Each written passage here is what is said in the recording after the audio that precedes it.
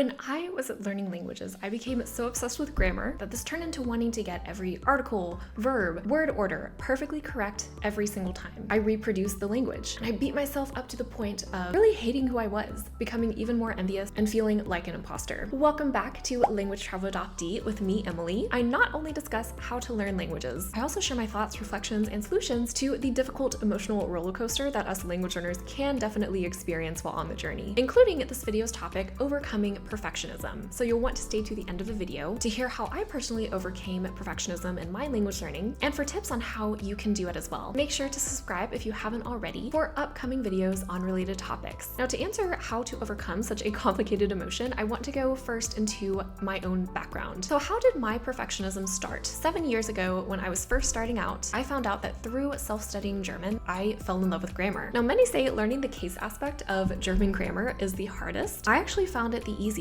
equating, finding, and applying the patterns in the German grammar to even completing math problems, in a sense, which I never really believed I was good at math and thought I was dumb. And this was pretty harsh coming from my own negative self-talk. So knowing that I actually could think more logically than I believed I could about something like language grammar boosted my self-confidence and self-esteem initially. Now, I was going to college, I needed to take an exam for them to determine what language level I was to be placed in. So I used my love of grammar to dive in as deep as I could into the textbooks, knowing even the names of each grammatical aspect. And that way, of course, I could get the best grade and enter the highest college course level possible. Now, trying to understand every single thing, get every grammar exercise right the first time around, that all worked for a little bit until it really didn't. This love of grammar eventually became an obsession. And because this aspect of language learning helped boost my confidence and made me realize I wasn't as dumb as I thought, in fact, this also became a paradox because this boost of confidence came at the detriment of my mental health and language learning in the long term. I started subconsciously equating my mistakes or not getting the highest grade in my class or even making a really small mistake in speaking while I was in front of the class to mean that I was also a really big failure as a human being and that I didn't have worth or that I wasn't working hard enough to earn my own worth as a language learner. Other result of all of this perfectionism, well, for one, my imposter syndrome grew because as I became more advanced, obviously there was more knowledge to be known about each language and I started adding even more languages to my list. I noticed I'd start to forget a little bit sometimes about what I wanted to say or say things in a less advanced, sophisticated way, and I immediately felt like a fraud, even though I was placed into the highest German class that there was at the university that I was attending. The last major result of all this perfectionism, I grew even more envious of other learners when they had successes because my initial confidence boost inflated my ego so much that I started seeing other learners' worth below mine when they didn't get the grammar as right as often as I did, for example. This also worked against me though, because whenever they got something right that I didn't, or they knew how to say something that I didn't, I'd see my worth below theirs, which overall lowered my confidence and increased my anxiety in the long term. How did my healing journey start after all of this? And being in the perfectionism cycle for 5 years counting. So it started when I realized, truly, I knew so much of this was in my own mind, and our minds shape our reality. Believe it or not, I started watching more psychology videos to the side on how to improve relationships because I was struggling as well in my personal life at maintaining them. Now, this helped me with the practice of slowing down and turning more inward without judgment. And this feeling was so attractive to me because after being caught in a perfectionist cycle for over 5 years, I had always been experiencing this kind of urgency, always trying to achieve my language goals as fast as humanly possible. And I was tired of causing myself so much pressure and urgency all the time. Much of diving into how I could improve my own relationships involved investigating what my values were, compassion, being authentic with myself and others, becoming my own self-refuge in order to self-soothe when times got tough in my learning journey. Now, this led me to do more therapy, to practice more self-reflection in a safe environment,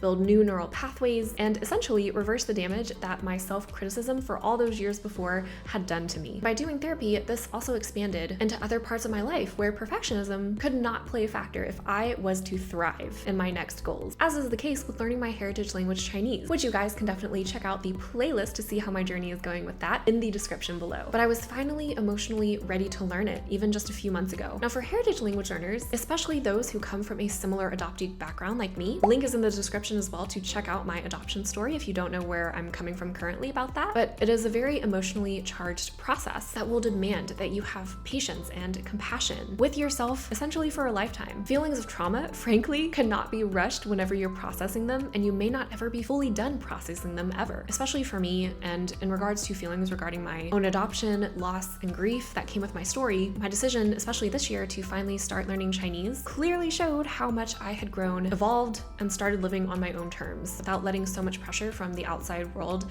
blind me from my true values and goals. Now, another factor for starting my healing journey was that I was forced to. This happened because of several factors. One, eventually I graduated university, so there wasn't constant academic pressure around me anymore. Life after college, of course, was so self-directed. I was not expecting that. I felt so lost in every sense of the word. There wasn't any outside institution dictating my life anymore, so I had to make that routine myself. And perfectionism for me was born and so strongly encouraged by that academic environment that placed value and urgency on test taking, scores, grades. And of course, I had started learning languages in that type of environment. The second factor was it was not possible for me to constantly be surrounded by languages all the time. I had to work jobs that only used English, which meant less practice for my languages. And eventually, the anxiety around worrying about losing my language level in every language that I knew became so much that I just could not handle the pressure mentally anymore. Feeling angry at myself about my then present situation, about not being able to work any other job that had to do with foreign language, and just really being mad at the world for how everything turned out. I knew that that was one of the factors that led up to me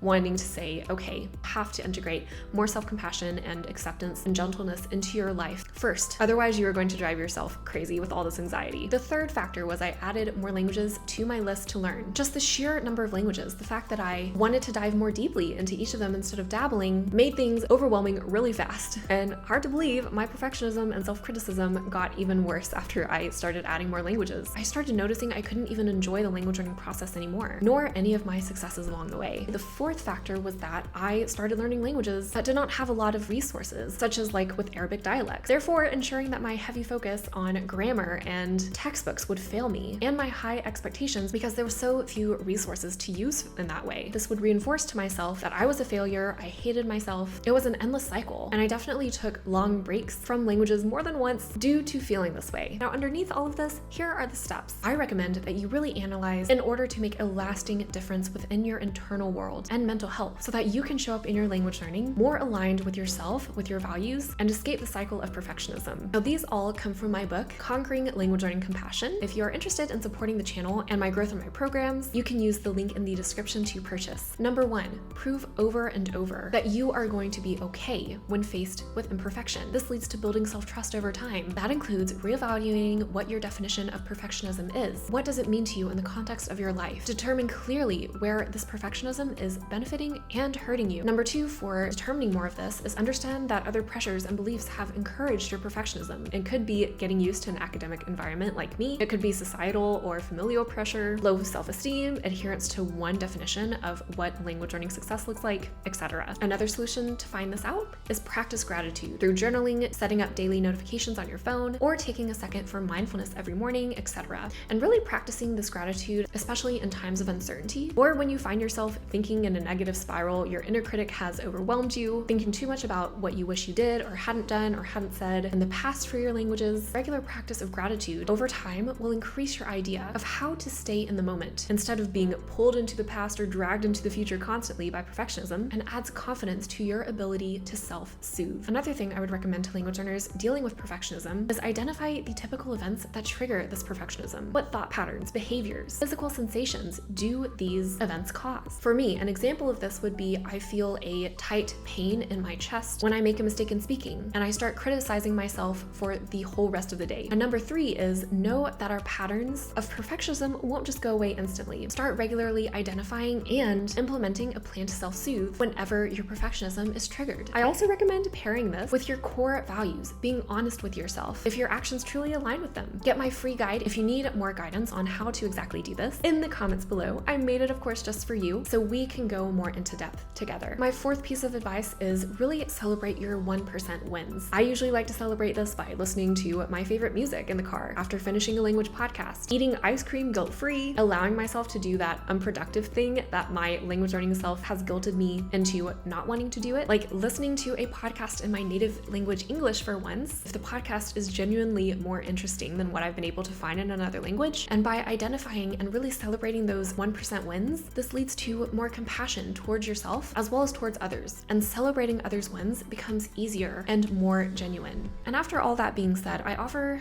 another reflection about how strange it is of how language learning journeys can work. In my case, my language levels were the strongest that they had ever been 7 years ago. But did I enjoy them? No, because my perfectionism didn't allow me to. Perfection Perfection had me constantly stuck in the past, thinking, I'm such a failure, everyone saw me, I'm a fraud, why couldn't I have said that better? Or kept me in the future, thinking about, if I fail this exam tomorrow, that makes me a failure and I cannot let that happen. This led me to doubt my own abilities further down the line, but nowadays my language levels are as strong as they can be while balancing adult life, financial responsibilities, multiple jobs, multiple relationships outside that I need to maintain, but they're definitely not as strong as when I was in an environment where I was surrounded by languages. But am I enjoying being more in the present and not living with perfectionism anymore by using the tips that I mentioned above? 100% yes.